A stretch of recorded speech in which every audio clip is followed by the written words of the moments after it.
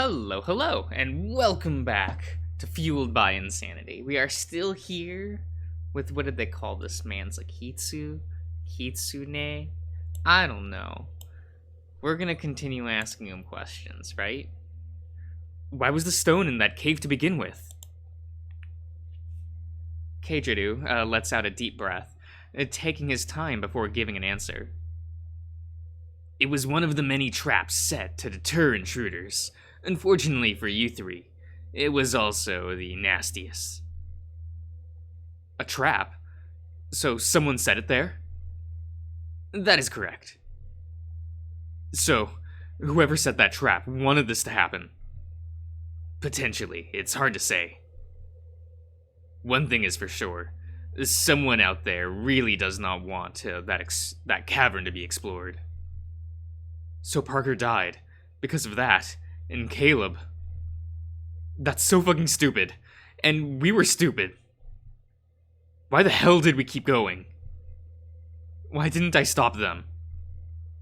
Parker was afraid and I didn't back him up, and now... Who the hell set that fucking murder trap? I always thought that stone was just a weird supernatural artifact, or something we encountered. I never considered until now that it was intentionally placed there. Before I could spiral myself down into a fit of unending anger, Keijiru gently brushes my left cheek with the back of his hand. I know. It's difficult to process that someone could be so heartless. I'm sorry you're friends, and you have to suffer so much for it. Know that I'm here to help mend as much as I can, and to prevent matters from getting worse. I just don't understand. Looking up to the Kitsune before me, his expression actually looks sympathetic. He's been difficult to read up until this point, but right now, he genuinely looks like he feels bad for me.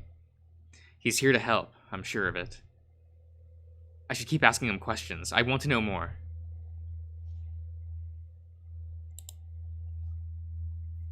How are you showing up in my dreams? A good question. And a difficult one to answer. If you put your mind to it, anything is possible, even things you may never have previously conceived. I want to see if he'll explain further, but he doesn't.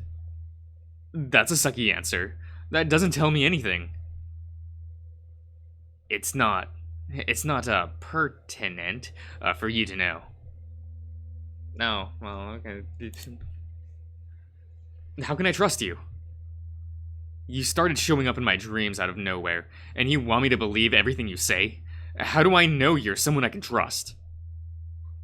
Keijiru hesitates, giving me the impression that he was caught off guard by my question. Yes, it is troubling if you don't feel you can trust me. However, I can't say I blame you for that either. If I were in your position, I would be hesitant as well. I do not expect you to believe my every word right now. That is why I've begun contacting you now, rather than waiting until I need you.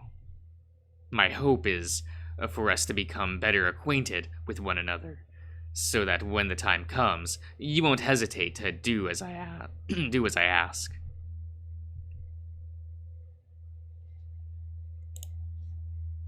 How do we help Caleb? We can get rid of this curse, right?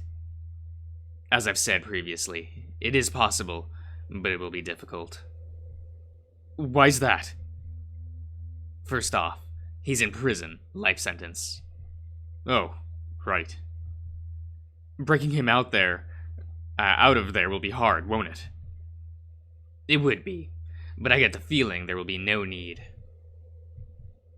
You can call it a hunch, but I doubt he'll remain there much longer. It's only a matter of time a matter of how long that will be. So, it may be several more years? Or it could be tomorrow. Who knows? Suddenly, his friendly smile feels a bit unnerving right now. Is this a game to him? Secondly, removing the curse will require some preparations, you could say. Which is what? Keijiru presses yet again before answering, or resting his chin on his closed paw as he ponders how to proceed. That's information that would be best given at a later time. So you know how to break the curse, but won't tell me. I'm not too happy with his lack of a clear answer. Fuck you. You can't just tell me that my life is in danger and not tell me what to do about it. You could do to show a little more gratitude. I know you better than you think, Colin. How did you... Did he just say my name? How did he know my name? I've not told anyone in years. I know who you are. I know how you work, and I know that you would be reckless enough to get yourself killed if I told you everything right now. Believe me, I only have the best of intentions for you. If I withheld information, you need to trust that it's for your own good. Coming up with fake names is not going to stop him from finding you when the time comes. Your habits have not changed over the years. Your friends are too easy to access. You're still living with your brother. He knows where your home is. Without me, you're as good as dead. Do I make myself clear? How do I even follow that up? He's right. If Caleb broke out of prison tomorrow, I don't have a plan. He could easily find and kill me like he did to Parker. I don't like what Keijiro's saying, but he's not wrong. Yeah. Forgive me for being so direct, but you do not possess the mental restraint to act upon logic rather than emotion. Sorry. I feel a hand rest on top of my head and look up to see Keijiro looking surprisingly calm considering what he's just said. Look, you don't have to deal with this alone, okay? I'm here to help. Believe me when I say it. He begins to lightly stroke my fur on top of my head, and it feels actually quite comforting. Perhaps, once we've grown to know each other better, I may divulge more information to you. For now, I have an idea.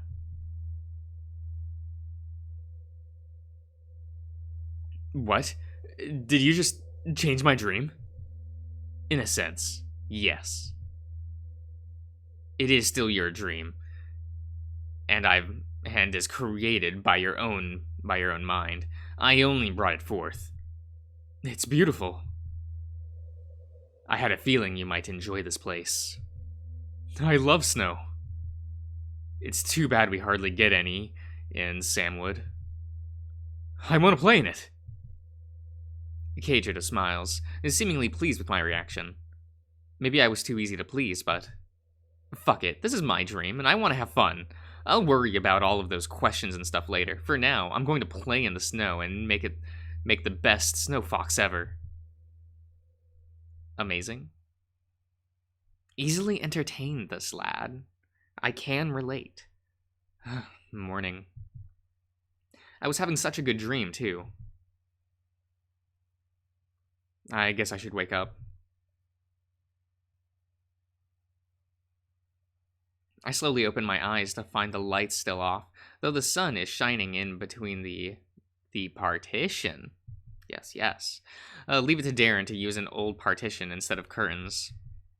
I continue lying in bed, too lazy to get up just yet. I swear something feels off, but it's hard to pin down what it is. My tail. I tug on my tail only to find that it won't budge. Is Ted? I look over my shoulder and see him sleeping, and my tail in his arm, with his head resting against it. I'm tempted to leave him alone and let him continue sleeping, but at the same time, I'd like to get up. He stayed up later than me, so there is no telling how long it'll take until he wakes up. Ted. No response. I tug on my tail some more, trying to break free of his sleepy hold. Ted! His ears twitch this time in response to hearing his name. Tired. Sleep? I feel bad for waking him up. He looks cute like this, the way he's holding on to me so peacefully in his sleep. Ted, You're being weird. This time he finally opens his eyes, scanning over me as he tries to figure out what I mean. What am I doing? It takes him a couple seconds before he realizes, but as soon as he does, his face flushes red. Oh, you can let go now. I try my best to hold back my laughter as he quickly lets it go and gets off the bed, and knowing he probably feels embarrassed as it is. Sorry about that. I didn't know why that happened. It's because you like me, obviously. Okay, maybe I'll have a little fun embarrassing him. I don't hear you denying it. Why would I deny something that's obvious? He sticks his tongue out at me, but I'm not entirely sure whether he's joking or not. Is that flirting? I think that's flirting. But what if it isn't? I don't want to assume he's hitting on me because if I'm wrong. I'm quickly snapped out of my thoughts as he changes the subject. Oh yeah, forgot to mention, I am planning on hanging out with Marshall today since he's got the day off. You are? Oh. Is something wrong? I feel a twinge of jealousy when he tells me this, which I immediately feel guilty about. I should be happy that he's spending time with more than just Darren and me. He's my friend after all. It's just like with Sheen. I really hope I don't screw up and say something dumb. Nah. You're making more friends. I'm happy for you. I force out the words, trying my best not to give off any sign that I'm feeling unreasonably upset. I can tell by Ted's expression that he isn't convinced, but I don't particularly want to talk about it either. It's a me issue, that's what that says. He shouldn't have to worry about my dumb emotions. You know, if you want, you can come with me. You sure? Yeah, I'll probably feel less nervous if you're there. What's there to be nervous about? I don't, really know him much, and I'm not the best at making and keeping friends. I'm worried I'll screw up somehow. I could go with him, or I could stay home. Ted is nice, but so is home. But do I get to hang out with Darren if I stay home? Is he working today? Do I get to... I don't know. I'd rather hang out with Darren than Ted. Let's make bad decisions. Despite feeling a bit jealous that he'll be hanging out with someone other than me, someone who probably has more in common with him, I feel like going with him would only make things worse. Maybe I'd have fun, but I could also easily sour my mood if I become a third wheel while they talk about things I don't know about. I've not read any of the books they have. I know for a fact I don't have much in common with Marshall. Then again, maybe I'm just looking for an excuse to stay home and be lazy. Now that I actually have a home to live in again, I'm enjoying getting to relax and do nothing. I don't feel like going, but I hope you have fun.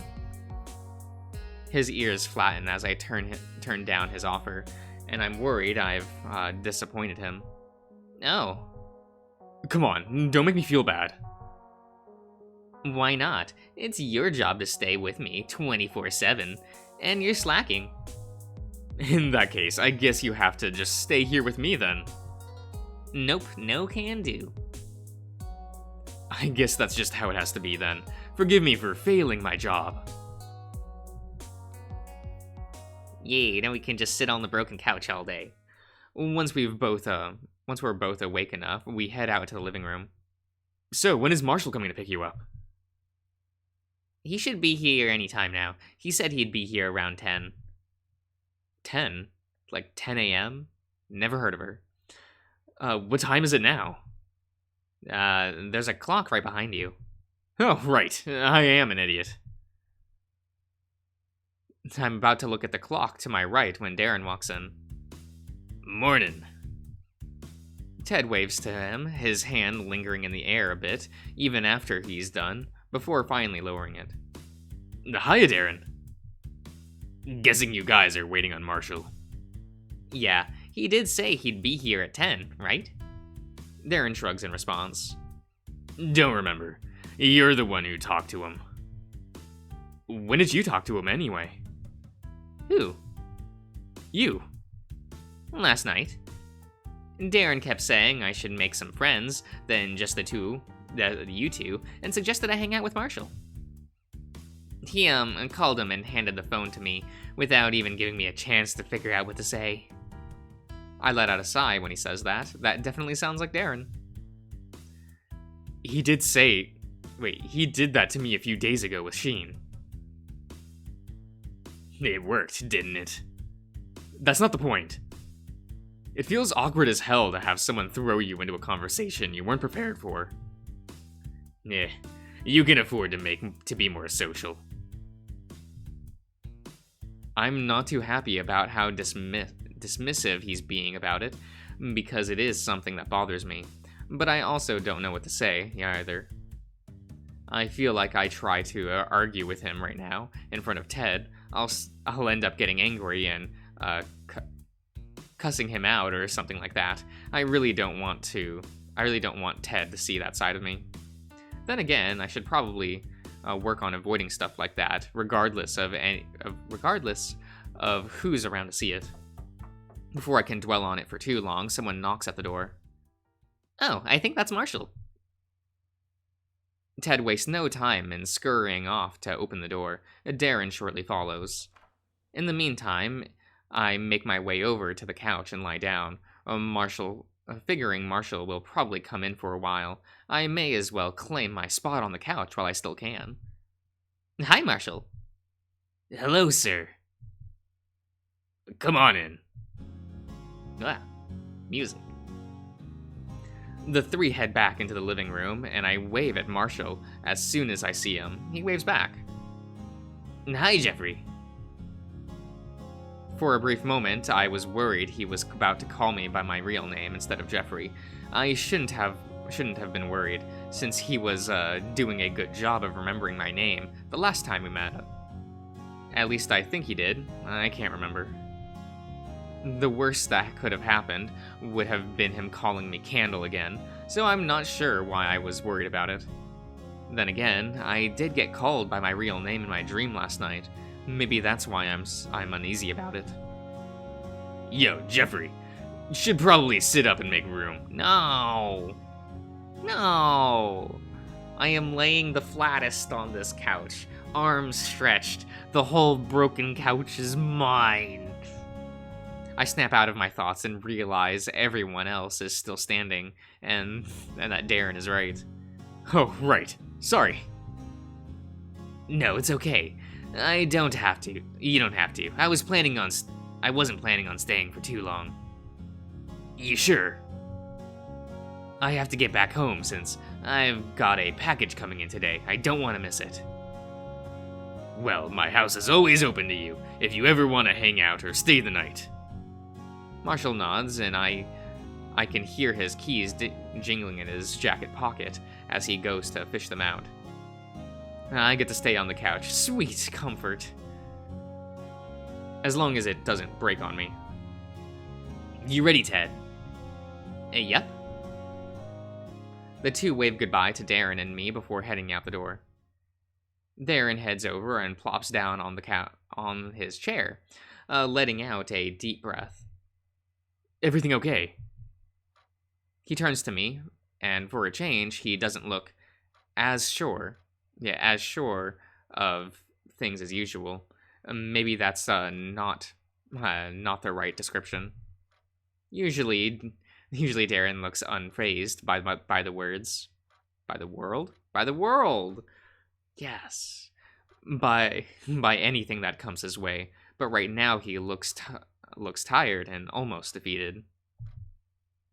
Yeah, it's all good. Right. I don't buy that. What? Something is up with you. You kinda suck at hiding it. So what's up? What's going on? Okay. I think this is where we will end the part today, so I will see you around, everyone.